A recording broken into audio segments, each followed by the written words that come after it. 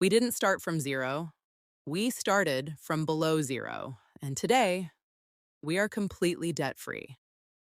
But getting there was not what I expected. For a long time, it felt like no matter what we did, our money just kept going backwards. Not slowly, consistently. And I remember sitting there one night thinking, how can something I can't even see feel this heavy in real life? Because it wasn't just money, it was pressure, it was fear, it was the quiet kind of stress you don't always talk about. And if that's where you are right now, stay with me. Because what changed things for us was not what I expected. When people talk about debt, they usually make it sound like a numbers problem. Like if you just calculate things properly, everything will fix itself.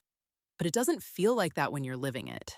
It feels like weight, something that follows you into your thoughts, into your decisions, even into your prayers. There were moments I would look at everything and feel completely stuck. Not because I didn't care, but because I didn't know where to begin. And maybe you know that feeling, that quiet question. Where do I even start? What finally changed things for us was surprisingly simple. 3 steps. I'll show you exactly what they were in a moment. The hardest part wasn't the debt itself, it was what it was doing on the inside. It made simple decisions feel heavy.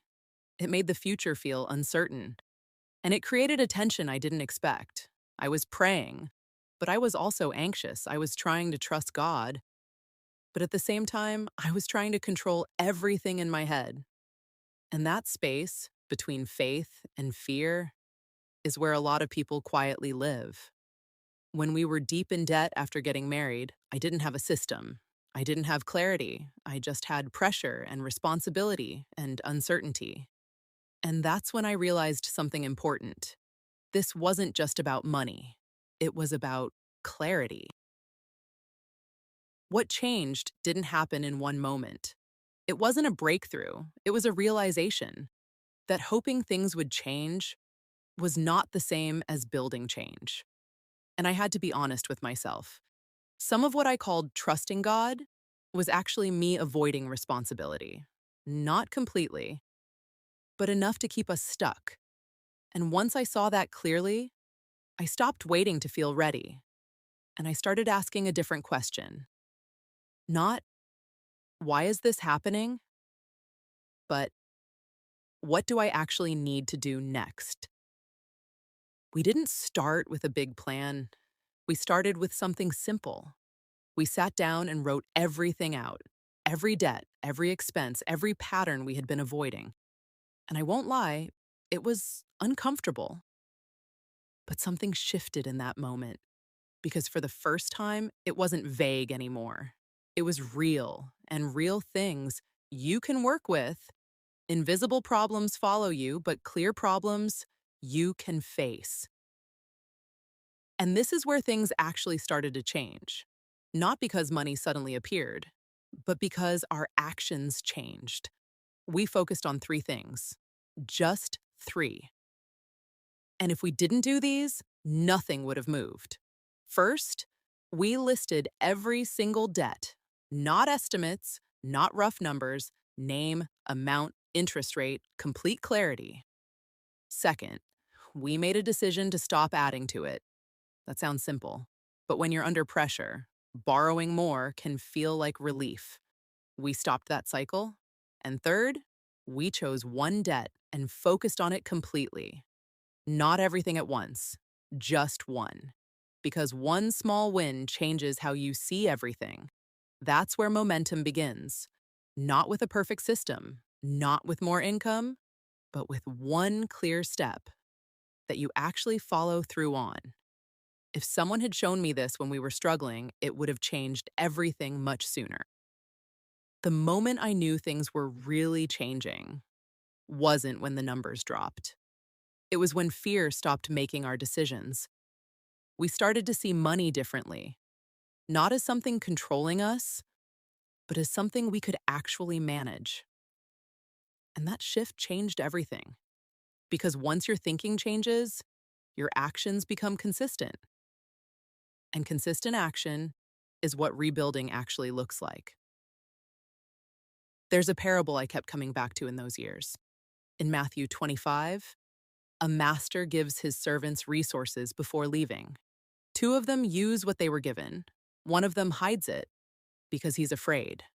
And when the master returns, the ones who acted are praised, not because everything was perfect, but because they did something. The one who did nothing was corrected, not for losing the money, for never trying. And that stayed with me because I realized fear doesn't always look like fear. Sometimes it looks like waiting or avoiding or telling yourself you'll figure it out later. But growth starts when you choose to act, even if it's small, even if it's just one honest step. Well done, good and faithful servant. You have been faithful with a few things. I will put you in charge of many things. That's why I created this channel. Not to stand above you and teach, but to walk this with you.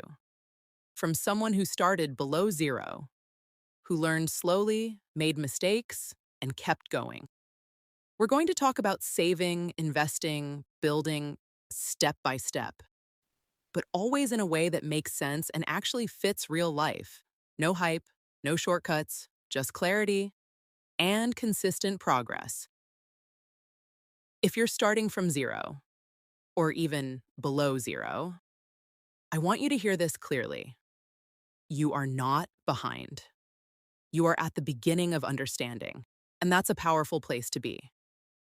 Because once you understand, you can rebuild. And we're going to do that together. In the next video, I'll show you something practical. How to make your savings actually work for you, with accounts paying 4 to 5% instead of almost nothing on the exact same money. So if you're serious about changing your financial situation, subscribe and tell me in the comments where you're starting from. I read every single one. Until next time, be faithful, be intentional, and remember, the plans of the diligent lead to profit.